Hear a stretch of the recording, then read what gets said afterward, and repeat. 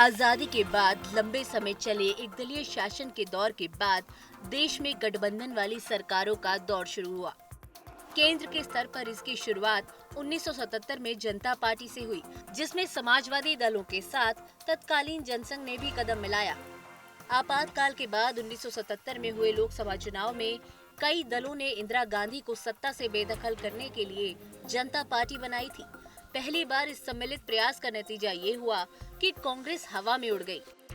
नवगठित जनता पार्टी ने 543 लोकसभा सीटों में से 345 सीटें जीती। कांग्रेस को 179 सीटों से संतोष करना पड़ा था। साल 1977 के लोकसभा चुनाव को आधार बनाकर ही इस बार गैर बीजेपी 28 विपक्षी दलों ने इंडिया अलायंस बनाया है। हालांकि 1977 में अलग अलग नामों वाली समाजवादी विचारधारा की पार्टियों और जनसंघ ने अपनी पहचान गंवाकर विलय किया और इस तरह जनता पार्टी का उदय हुआ। इस बार 28 दल तो साथ आ गए। सबका मकसद भी एक है, जैसा 1977 में था, मगर कोई अपनी पहचान छोड़ने को तैयार नहीं है। सच कहें तो सबको अपनी पहचान दमदार तरीके से उजागर करने की जिद ज्यादा है। एनडीए सरकार को सत्ता से बेदखल करना इन 28 दलों के गठबंधन का मकसद है, लेकिन सीट बंटवारे से पहले ही जैसे हालात नजर आ रहे हैं, उससे तो यही लगता है कि चुनाव आते आते इंडिया अलायंस टूट कर बिखर न जाए। बीजेपी बार बार यही दावा भी कर रही है। उसके नेताओं का कहना है कि मोदी विरोध के नाम पर इंडिया अलायंस बंद तो गया, लेकिन इसमें शामिल दलों के आपसी मतभेद ही इसके अंत का कारण बनेंगे। ये इंडिया अलायंस एक कागजी अलायंस है या गठबंधन है। इस गठबंधन में ना स्पष्टता है कौन इनका नेता है, ना क्या इनका साझा कार्यक्रम होगा, इनका निशान क्या होगा, दफ्तर क्या होगा। केवल रोज पेपर में या मीडिया में जानकारी मिलती है कि इसके अलग अलग घटक दल एक दूसरे से लड़ रहे हैं सीटों के ऊपर में। जैसे बंगाल में कांग्रेस पार्टी तृणमूल पार्टी के लगातार बयान आ रहे हैं, वैसे ही महाराष्ट्र में देखा, अन्य राज्यों में देखा। तो ये गठबंधन केवल मोदी जी के विरोध के कारण बन रहा है, कोई इनका सकारात्मक एजेंडा नहीं है। दरअसल इंडिया अलायंस में जितने दल शामिल हैं, उनकी मंशा तो एक है, मगर इससे अधिक उन्हें अपना अस्तित्व बचाए बनाए रखने की मजबूरी है। विपक्षी गठबंधन में हर नेता की अपनी महत्वाकांक्षा भी है। गठबंधन में शामिल और लोकसभा में संख्या बल के हिसाब से तीसरी बड़ी पार्टी तृणमूल कांग्रेस की नेता और पश्चिम बंगाल की सीएम ममता बनर्जी ने पीएम के लिए कांग्रेस के राष्ट्रीय अध्यक्ष मल्लिकार्जुन खड़गे का नाम प्रस्तावित कर ऐसे लोगों के मंसूबे पर पानी फेर दिया जो पीएम पद की महत्वाकांक्षा पाले हुए थे। इनमें ममता बनर्जी खुद भी शामिल रही हैं। अखिलेश यादव, शरद पवार, नीतीश कुमार, अरविंद केजरीवाल जैसे लोगों के मन में पीएम बनने की अकुलाहट रही है। ममता बनर्जी को जब यकीन हो गया कि उन्हें पीएम बनाने के मूड में कोई नहीं है, तो उन्होंने नई चाल चली। इंडिया अलायंस में संयोजक या पीएम दावेदार बनने को बेचैन बिहार के सीएम नीतीश कुमार और दूसरे नेताओं को झटका देने के लिए ममता ने एक ऐसा दाव चल दिया जिससे पीएम बनने का सपना देखने वाले गैर कांग्रेसी विपक्षी नेताओं की बोलती बंद हो गई।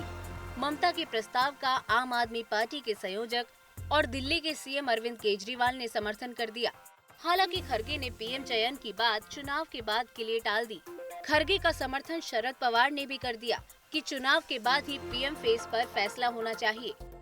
लगे हाथों संजय राउत ने भी ये कह दिया कि इंडिया गठबंधन में पीएम पद के लिए योग्य नेताओं की कमी नहीं है, लेकिन इसमें वो अपनी पार्टी के नेता उद्धव ठाकरे का नाम लेना नहीं भूले। हमारी लड़ाई जो है वो डिक्टेटरशिप और तानाशाही के खिलाफ है, हिटलरशाही के खिलाफ है, और हमारे पास एक से ज्यादा चॉइस है प्राइम मिनिस्टर के लिए। बीजेपी के पास तो एक ही घिसा पिटा चेहरा है 10 साल से 15 साल से, और क्या है। लोगों को चॉइस तो होना चाहिए ना।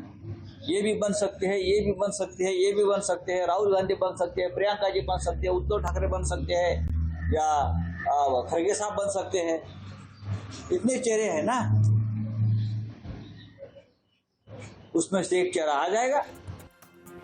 इंडिया अलायंस का जन्म जून 2023 में पटना की बैठक में हुआ था। अब तक गठबंधन की 4 बैठक हो चुकी हैं। चौथी बैठक खत्म होते ही इसमें बिखराव के संकेत भी मिलने लगे हैं। नीतीश कुमार ने विपक्षी दलों को एकजुट करने की कोशिश में ये पहले ही साफ कर दिया था कि वो पीएम पद के दावेदार नहीं है। मन ही मन नीतीश को यकीन था कि अलायंस का संयोजक उन्हें बनाकर उनके मान सम्मान की रक्षा विपक्षी दल करेंगे। नीतीश चूंकि बिहार में कांग्रेस, आरजेडी और वाम दलों के गठबंधन की सरकार चला रहे हैं, इसलिए उन्हें पक्का भरोसा था कि राष्ट्रीय स्तर पर भी इन दलों का साथ मिलेगा।